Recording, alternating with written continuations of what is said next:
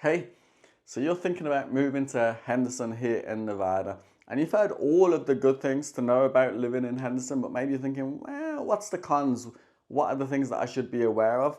Well, in this video, I'm going to cover some of the cons for you, and then maybe that could make or break you moving to the area. And we're going to start right now.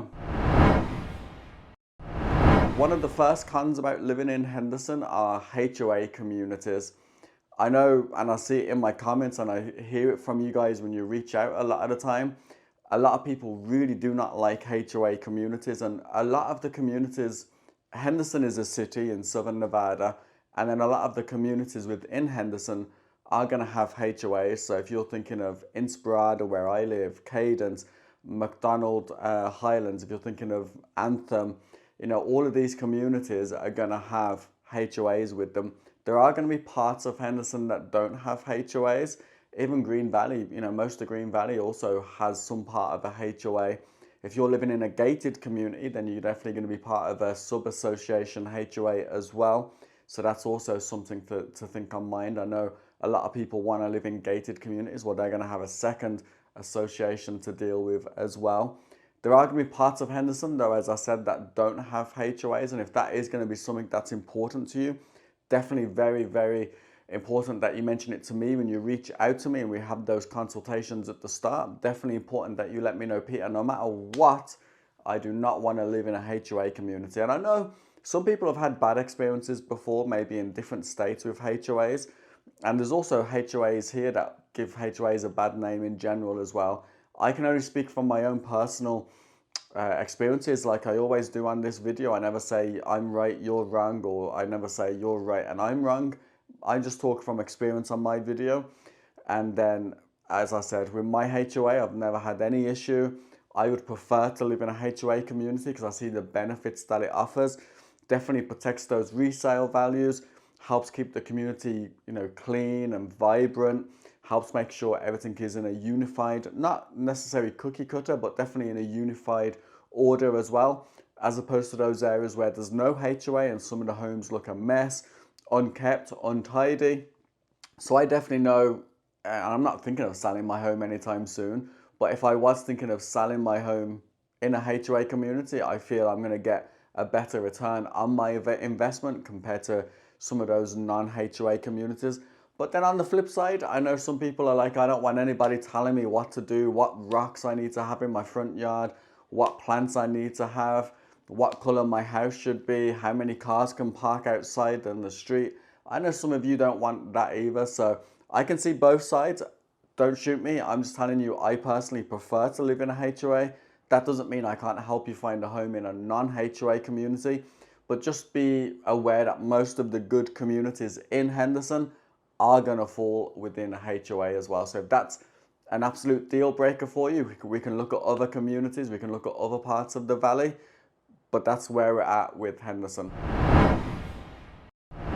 Another con to living in Henderson, and for some people this is going to be a pro, and that's going to be some of the communities are maybe a little bit too far away for freeway access. So if you're thinking of getting around the city as a whole, not just Henderson, but also Las Vegas and everything that Las Vegas has to offer, then some of those communities are going to be a little bit further away to get to the freeway, which in turn is going to make your commute a little bit further. Majority of the homes within Las Vegas offer really good access to the freeways. Some of Henderson can be a bit too far. I'm thinking, the likes of Inspirada, Anthem. I'm thinking maybe Lake Las Vegas as well when I'm thinking of those. Green Valley is really close to freeway access. You got the 215 just there by Green Valley Ranch. Cadence can probably be a little bit further away, not necessarily distance, but the amount of stoplights on Lake Mead Parkway to get onto the freeway can be a bit of a pain. And likewise on Galleria Drive, the amount of roundabouts you have to go through before you get to the freeway can sometimes be a bit of a pain as well. And that just makes the journey a little bit further. So if getting around and being able to enjoy everything that Las Vegas has to offer, or maybe you want to live in Henderson, but your work or college commute is going to be further into Las Vegas, just have a look at those commute times and make sure they're going to work for you. I know some people have moved to Anthem and Madeira Canyon and they love it because of how peaceful and how further away from everything it is. And then I know people who've moved to Lake Las Vegas and been like, oh my gosh, it's taken me forever to get to the airport, to get to the strip, to get anywhere I want to go apart from within Lake Las Vegas. It's just so long to get to anywhere. So you just need to weigh up what's important to you. But as I said, for some people, not all people, but for some people, that is a con. The next con to living in Henderson is going to be the hard water. A lot of people don't understand it or realize it before they move here.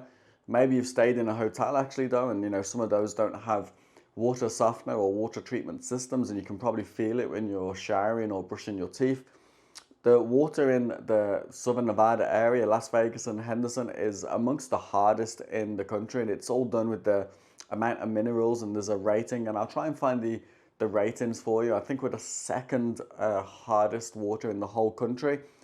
And for some people, they don't necessarily mind it because when your water's too soft, it can feel a bit slimy. When you're washing the dishes, maybe it doesn't feel like there's any friction there that's washing everything. And as I said, it sometimes maybe has that slimy feel if it's too soft. But on the opposite side, when it's too hard as well, then that also isn't good.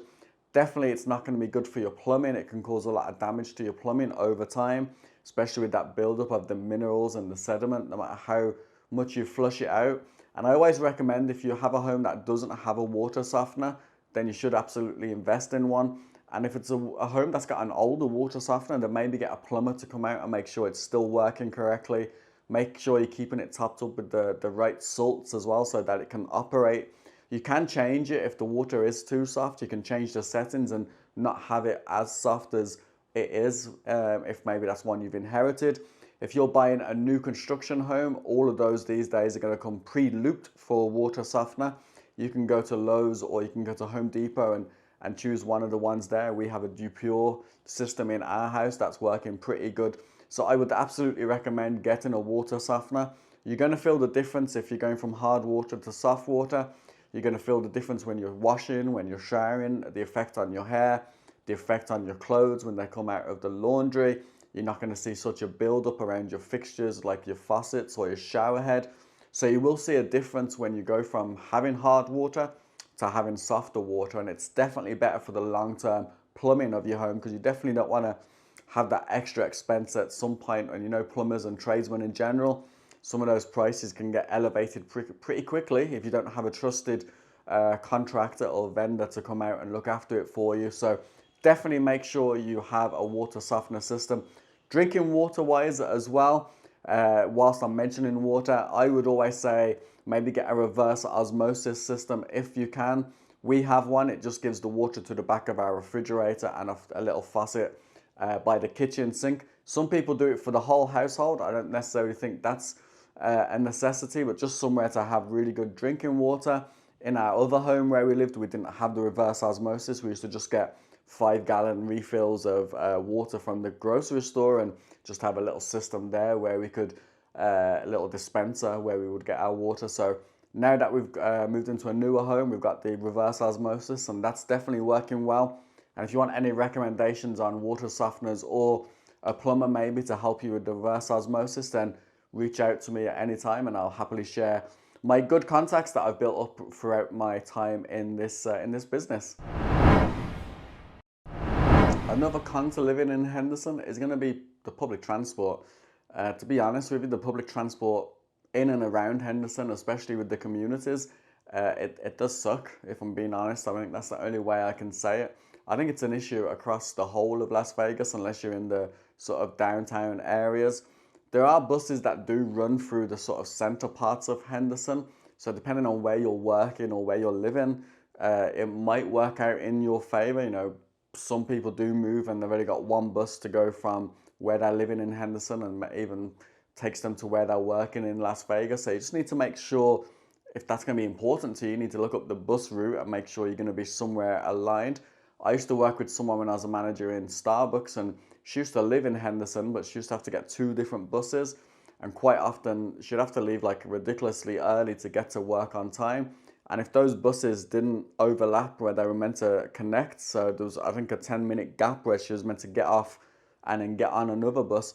If one of those buses was out of sync, it just completely threw her, and she'd be like another hour plus late for her shift, and it was a constant, she was constantly calling in, and you could hear her waiting for the bus, and she was so frustrated at it. No matter what, you know, it's out of her hands, isn't it? At the end of the day, she left on time, just the buses didn't sync up on time. So if you are going to be moving to the area and you're not going to have your own car, and you are going to think, maybe I'm going to rely on public transport, definitely look up the routes, make sure they're going to work for you. And really, if you can avoid changing buses, I would say do it. And then also be prepared that you could see what time the bus is due, but quite often they don't come on time as well, whether that's because they're caught up in construction. Sometimes I know people waiting for buses and the buses just drove straight past the bus stop even though they're there. So, I mean, I think our buses are probably, I don't know for other states, although I've been to other states where they have other forms of public transport as well as buses, and it's been very reliable. But I don't know about on a day-to-day basis living there, so you can let me know in the comments below. But I think the public transport and the buses, especially in Henderson and Las Vegas, are amongst the most unreliable I've ever come across. But I know, as I said, that could be something that's affecting you where you're living now. So definitely let me know in the comments below what the public transport is like where you're at. All I can say is in Henderson, it's not fantastic. And depending on where you're going to be living, you might not even have any public transport going up to where you're living, because some of the communities, the buses just don't go that far or within those communities as well. So definitely, if you can, I would say have a car and get around town driving, because it's very easy to get around driving. Very little congestion apart from where there's needless construction going on. And maybe the likes of Lakemead Parkway gets a bit of a backup, St. Rose Parkway, sometimes Stephanie as well in central Henderson. Other than that though, we don't get a lot of congestion in the Henderson area. So driving is a breeze. Public transport, I'd say, is a no-no. The next con, and for some people this will be a pro, and you'll be screaming at me saying, Peter, that's a pro for me. That's one of the reasons I want to move there. For some people though, it is a con, and that's the hot summers. The summers get ridiculously hot here in Henderson, and obviously Las Vegas too, but we're concentrating on Henderson in this video. Our summer times, especially June, July, August, are really when it's at its hottest. Mostly July and August, we get some really hot temperatures. This year, I think it was the earliest in the year. It was quite early in June where we started hitting 110 plus, which felt a lot earlier. The week that we moved house, as a lot of you know who have watched my videos a lot over the time, you know, we were moving to Inspirada. We moved at the sort of middle of July, second week of July, and it was the hottest temperature. I think it was it must have been the hottest week of the year. It definitely felt like the hottest week of the year. Temperatures were 118 minimum every single day. Some of them got up to 120 degrees as well. So definitely not a good time to move home. If you're thinking of moving and you want to move during the summer, try and do it early in the morning. Ours got delayed to a little bit in the afternoon, and it was so hot and so hard, and everything just seemed to go a little bit slower because of that, understandably, because it was so hot. But yeah, I digress. The summers in general throughout those months get really, really hot, always above 105 in the afternoons. Even now, we're coming towards the end of August and we're still at 103, 104 most of the days. And it's not a humid heat, which I definitely appreciate. So if I'm nitpicking, then yes, it is a bit hot, but I'd definitely rather add dry heat as opposed to a humidity climate. And I've been in places where it is humid in the summertime, and it was ridiculous. I have a shower, walk out, and I feel like I'm dripping wet again. But our heat is like when you're baking something in the oven, and it's been, you know, baking for a while. A nice cake is baking at, you know, 400 degrees or whatever, and you open up that oven for the first time and you get hit with that heat from the oven. That's what it's like when you open the door in the afternoon here. Thankfully, obviously, there's loads of AC, and you don't really go out and do much in the daytime outside unless you absolutely must. You know, even with your dogs, you wouldn't be walking your dogs really in the daytime. You do that early morning and in the evening, and obviously make sure they have their little socks to protect them on the sidewalk if they're going to be on any sort of concrete as well, because that gets even hotter than what the actual temperature is. The ground temperature is even hotter, and it really catches a lot of people out because they're like, oh my gosh, I didn't realize it was going to be so hot.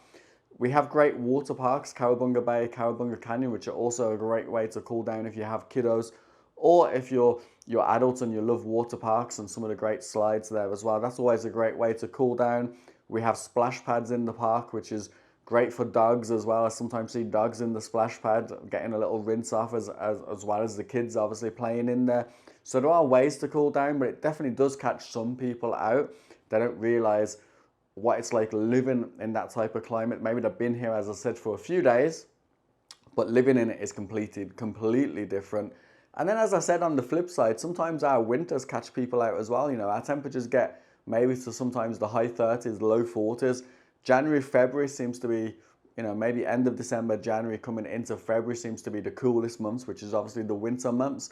And that catches a lot of people out as well. You know, we do get snow flurries, you know, maybe more closer to the mountains, and certainly Mount Charleston and Lee Canyon, you have obviously thicker snow, but certainly down in the rest of the valley, you don't get snow that is really, you know, certainly nothing like you get on the East Coast with those blizzards, but you do get snow flurries because it is cold enough to snow. And then the wind, like the wind definitely catches a lot of people out because we are in a valley and the wind can really whip through you, especially in the winter months. It makes everything feel a lot colder, especially on your ears, or if you're like me and you have a big nose, you definitely feel it on those features 100%. So definitely just be prepared for the weather. Luckily, we have no natural disasters and I like that side of living here, but just be prepared weather-wise. It is going to be hot in the summer and dry. We do have a little monsoon season of rain where we have heavy rainfall, dumping a lot of rain in a short space of time. And then we have the cold and windy sort of winters as well. So if you can pull up with that though, you're going to be completely fine.